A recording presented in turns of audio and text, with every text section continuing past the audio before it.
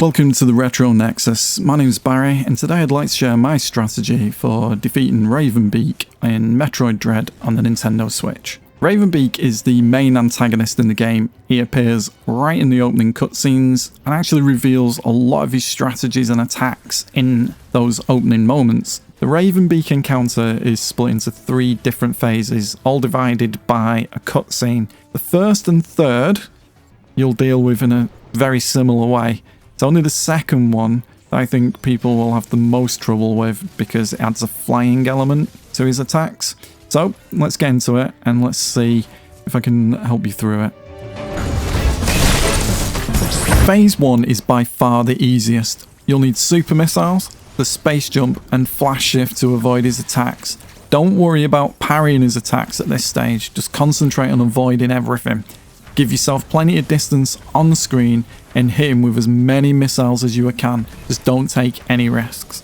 During these attacks, it's also important to know that you can destroy the black hole attack that he does with 4 missiles. If you retreat to the far side of the screen each time he does this, you'll have enough time to dispense with them easily. Eventually, he's going to take a step back and turn red, and then charge an attack which will fill the screen. As you see him do this, press down a couple of times to drop into your morph ball. You'll then immediately enter a screen where you'll need to parry his first attack. Then just blast him with your cannon and this will avoid any further slashing attacks. After this, he's going to turn gold.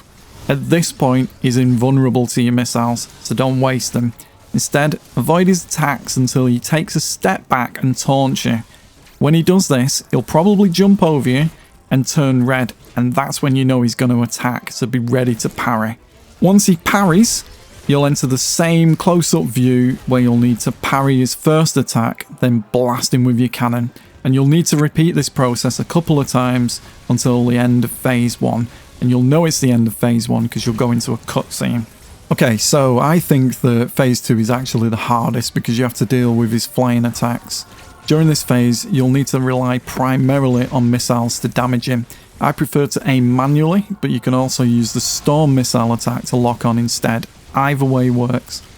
You'll need to ensure that you're good with the space jump and the flash shift abilities to avoid his main attacks during this phase. He'll come at you with the rotating cannon attack, where you'll need a space jump around the screen to avoid this, and he'll also drop towards the bottom of the screen and charge across the screen. You can, if you're in the right position, flash shift past this, but it's much safer just to drop into the morph ball to consistently avoid this. If he moves to the very top of the screen, then he's preparing to ground slam. Shift away from him and you can hit him with a missile once on the ground and then as he returns to the air. If he moves towards the middle of the screen and aims downwards at 45 degrees, he's going to charge a beam attack. Wait until you see the red ball on his gun, then flash shift underneath him and hit him with a few missiles. These attacks will arrive randomly. There's no specific pattern that you can rely on, but you'll quickly learn his tells and you can just rinse and repeat until you enter the cutscene at the end of phase 2. Okay, so phase 3 is actually pretty easy once you know how to deal with his plasma ball attack. This is the gold attack which moves towards the top center of the screen. If you ignore this, it'll start firing pulse waves which fill the screen and are actually difficult to avoid. Instead, the trick is to drop into your morph ball, charge up a power bomb, and as soon as the plasma ball appears, release the bomb. Immediately exit the morph ball and get ready to avoid his next attack. Often, it'll be a charge attack across the entire screen, so you want to be out of the way. In terms of your attacks, you'll need to rely on your missiles.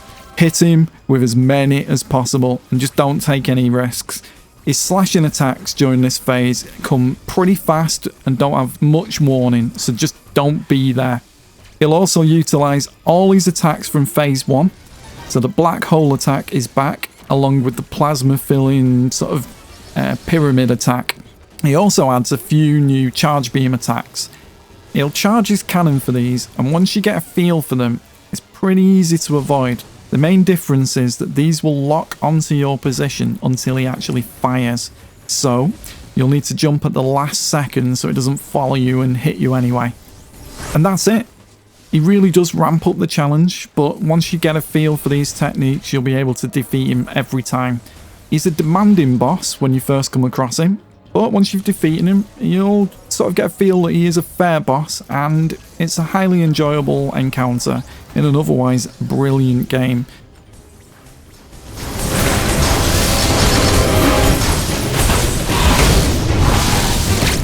Thanks for watching. I hope this helps, and if you've liked what you've seen and heard, drop a comment below. Thank you. Goodbye.